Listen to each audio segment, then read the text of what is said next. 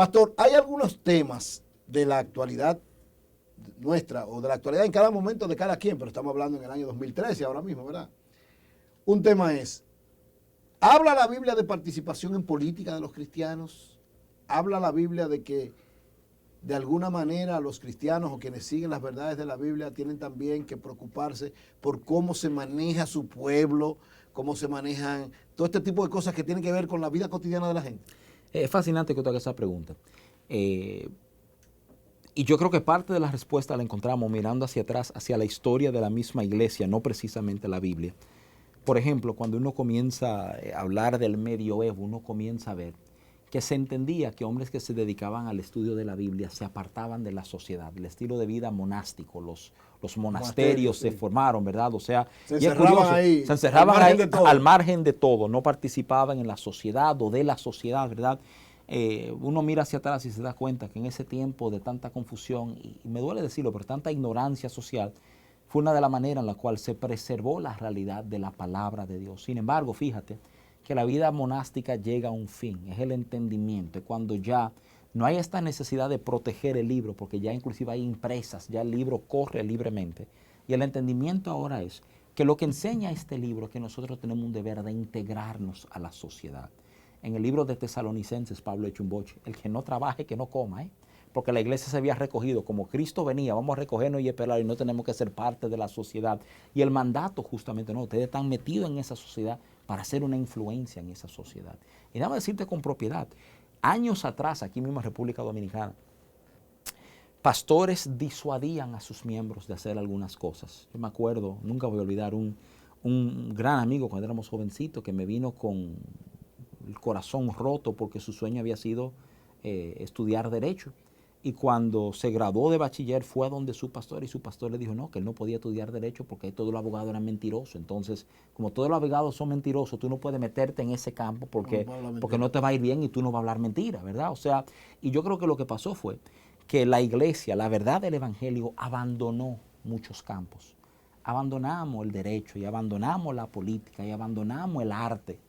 Porque tú sabes, eran campos medio corruptos y que hay que ser tigre y hay que hablar mentira y hay que ser falso para progresar. Y lo que pasó fue que muchas de esas áreas fueron entonces dominadas por mucho tiempo por ciertas culturas que no honraban los principios que la Biblia enseña.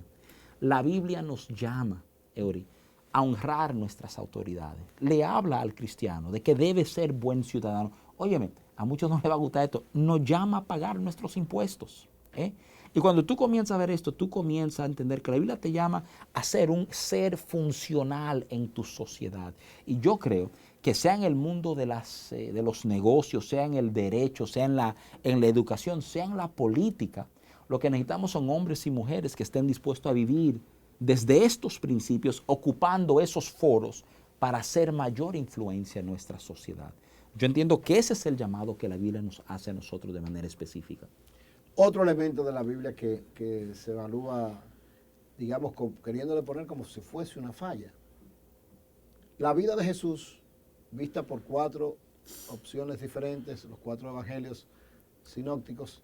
Bueno, 3 sinópticos y el evangelio de Juan. 3 sinópticos de Juan, 4 evangelios, 4 perspectivas. ¿Por qué las 4 dicen, tienen tantas diferencias, según se establece?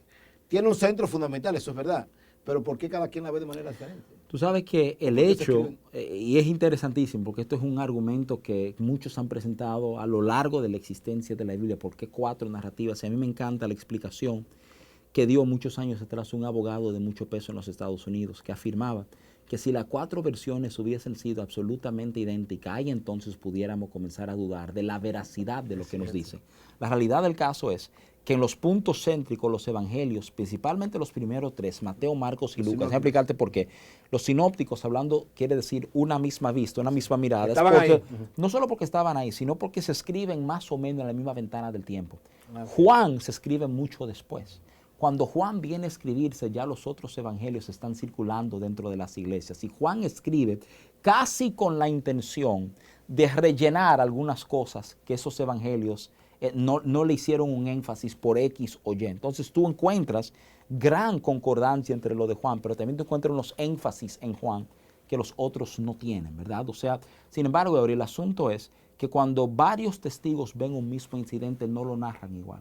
Cada uno lo va a narrar según su entendimiento. Por ejemplo, sabemos que Mateo, ¿verdad?, y Juan fueron testigos oculares de lo que te están hablando. Lucas es un investigador, es un médico griego que se fajó a preguntar, a hablar. Muchos dicen que tiene mucha influencia de los 12, posiblemente de Pedro en su escritura, mientras que el Evangelio de Marcos se entiende que en esencia es el Evangelio de Pedro, que Marcos entrevistó a Pedro para escribir su Evangelio, siendo él testigo de muchos de los eventos, siendo jovencito, él mismo, ¿verdad? La realidad del caso es Marcos, o sea, Juan Marcos, ¿verdad? Es el nombre formal de la realidad del asunto es que lo que tú tienes son multiplicidad de perspectivas sobre una serie de hechos y cada uno va a narrarlo a según lo vio, ¿verdad? Según los detalles que él percibió en un momento, y eso queda reflejado en la Biblia. Es la razón por la cual algunos juristas de mucho peso dicen que se pueden creer las versiones que están en la Biblia, pues se ve que no se pusieron de acuerdo, no se alinearon para hablar, cada uno escribió según vio, ¿verdad? Y eso da más fe al argumento que están planteando. Hay otro aspecto que llama mucho la atención también en sociedades modernas, en este tipo de sociedades donde las riquezas están de diversas formas, unas, digamos, legales, entre comillas, otras hechas de mala manera. Okay. Y entonces dice que la Biblia establece, por lo que dice Jesús en el Evangelio de Mateo, que ningún rico puede creer, o sea, puede ser salvo, porque Jesús dice muy claro que es más fácil entre un rico en el reino de los cielos, un camello en el reino de los cielos que por una aguja que el rico entrara al reino de los cielos. Un camello por el ojo de una aguja que... Que hay que explicar lo que es el camello y lo que era la aguja en ese tiempo. Bueno, lo que pasa es que de nuevo, son de los errores que cometemos cuando no leemos la Biblia con una hermenéutica correcta. Por ejemplo, muchos entienden cuando estamos hablando... Un texto fuera de contexto es un pretexto. Uno oye, es un camello por una aguja y piensa en una aguja de coser. No, ¿Cómo metemos un camello por ahí? Vamos a decir, ese no es el ejemplo. En ese caso, para que tú lo sepas, normalmente agujas se llamaban a las puertas pequeñas de entrar en las ciudades que muchas veces permanecían abiertas en las noches. En otra palabra, era una puerta bien estrecha de un control absoluto que solo podía pasar una persona en fila india. Exacto. Entonces Jesús le decía, imagínense un camello cargado de caravana, tratar de pasar por ahí, va a ser imposible, ¿eh?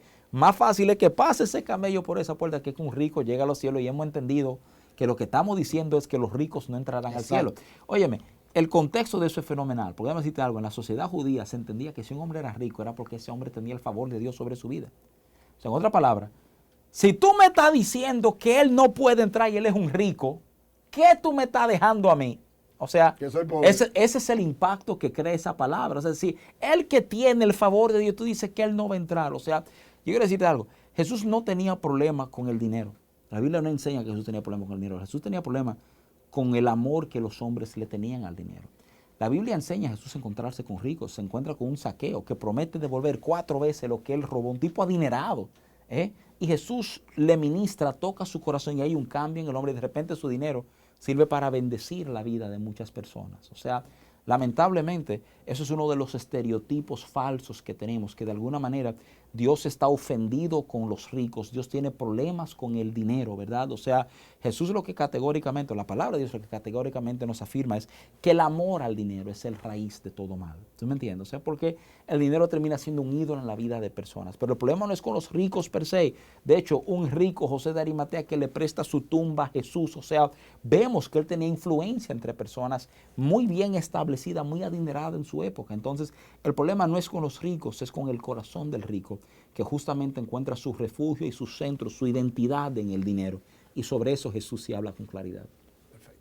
Vamos a hacer una pausa y venimos al segmento final de esta interesante conversación con el pastor Rafi Paz sobre la vigencia de la Biblia en el día de hoy. Nos vemos un momentito.